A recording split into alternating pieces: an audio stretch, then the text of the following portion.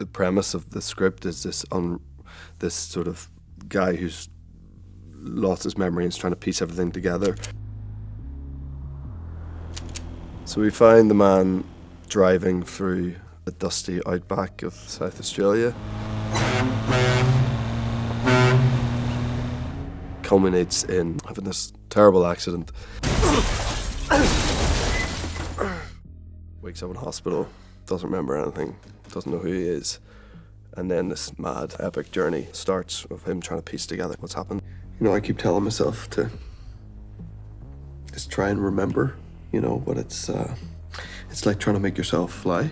Helen is brand new to being a police officer, but it's also something that she's always wanted to do, was a little too scared to do. Finally got the courage to do it.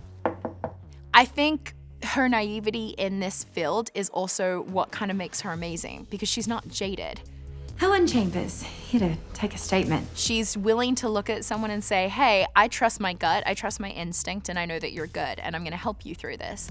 Tell the truth, it's my first proper investigation. Although it's not technically my investigation, because most of my experience has been in traffic.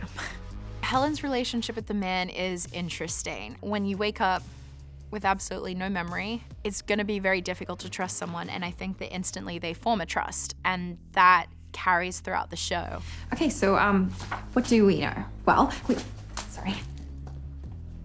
And with every character, you're not entirely sure where they are, how they're connected to the man, what's going on there. Helen is kind of the one person that is like, hey, this is who she is.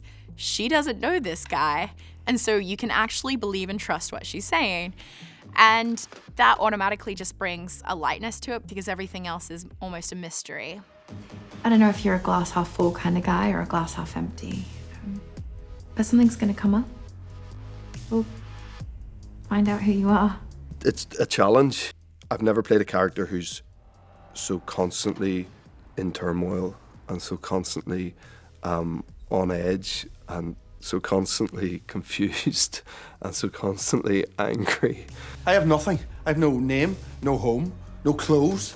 The ones they've given me probably belong to a dead guy. You know, for him, there's always something just hitting him down, and when he thinks something good happening, that changes, and he's in this sort of constant state of flux and mayhem, really. What brings you all the way out here? If I told you, I don't think you'd believe me. So we first meet Lucy when she is working at Gloria's Diner as a waitress. And the man comes in and is her customer. Hey, how you going? I'll be your waitress today. Name's Lucy, with an I. And an event occurs. That sort of draws these two strangers together. I've never met anyone with amnesia before. Is there anything that I can do, or? You could start by giving me the lemonade. Oh, yeah, sorry. Oh! She figures out that he needs a bit of help figuring out who he is, and they end up going on that journey, and she sort of tags along to help him figure out his identity and who it might be from his past that's trying to catch up to him. What are you thinking about? Either I have the worst luck in the world or someone's trying to kill me. To be fair, I think having the worst luck in the world would be someone trying to kill you. That's a good point. She's so headstrong and interesting and mysterious. She essentially goes on a journey of trying to control the present whilst outrunning her past. Hey, I didn't mean to laugh at you back there. I've just got this awkward thing I do when I'm nervous. I was just drawn to that sense of someone who's grappling with what the truth is and trying to find out answers, you know. I think we're all kind of trying to do that as we stumble through life anyway, so.